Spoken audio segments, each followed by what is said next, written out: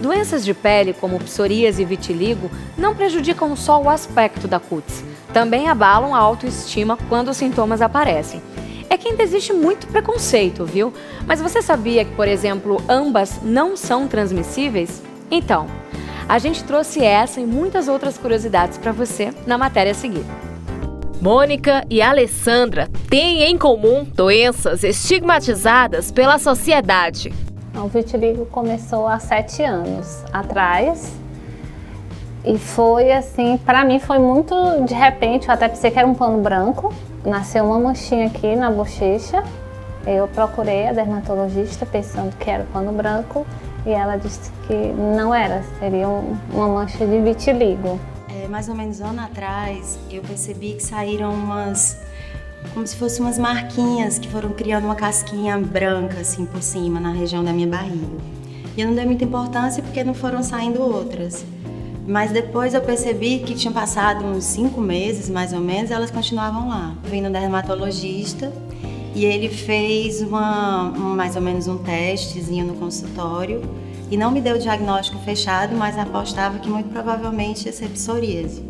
A psoríase é uma doença autoimune, ou seja, o próprio organismo ele começa a reagir contra as células dele mesmo. Muitas vezes um fator componente genético, 1/3 dos casos, mas em algumas outras vezes é um fator ambiental. Então é decorrente da situação que a paciente vive. No caso de Alessandra, o fator de gatilho foi emocional. Eu estava entrando numa crise de depressão ansiosa. E aí, depois que eu fui no dermatologista, que ele deu o diagnóstico, começaram a sair no meu corpo todo.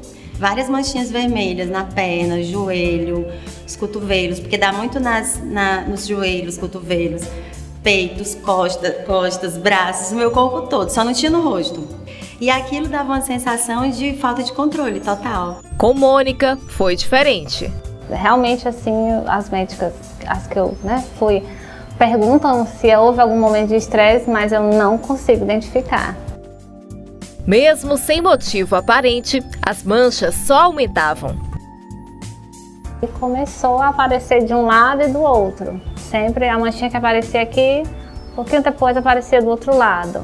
E aí começou depois a se espalhar todo. Então a mancha que tem no pé tem no outro, tem numa mão, tem na outra. O rosto vai saindo, vai fazendo essa divisão. O vitiligo é uma doença autoimune, tá? Tem também um componente associado genético, em até 1/3 dos casos.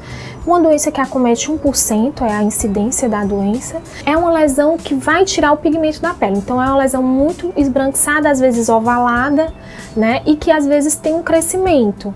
Então ela vai progredindo e pode acometer extensas áreas do corpo. E é aí que vem o componente do estigma mesmo social.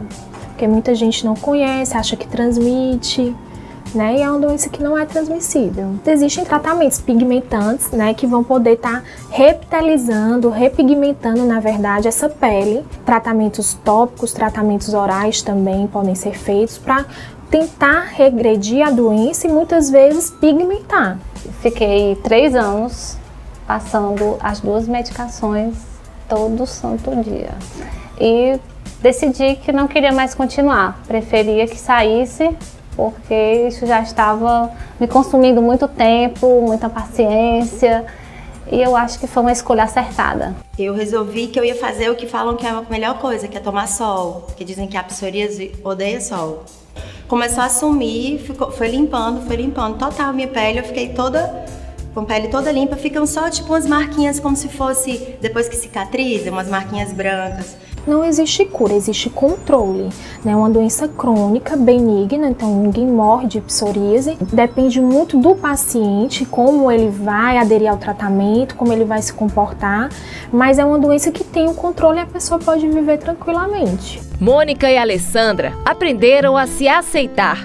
E o que se espera é que a sociedade também bote essa lição em prática. Eu acho que o olhar de reprovação, ele dói muito. Aceitar, seja eu que tenho vitiligo, seja quem tem psoríase, enfim, sejam outras doenças, elas deveriam muito mais vir com um olhar apoiador do que com esse olhar que discrimina, A gente muitas vezes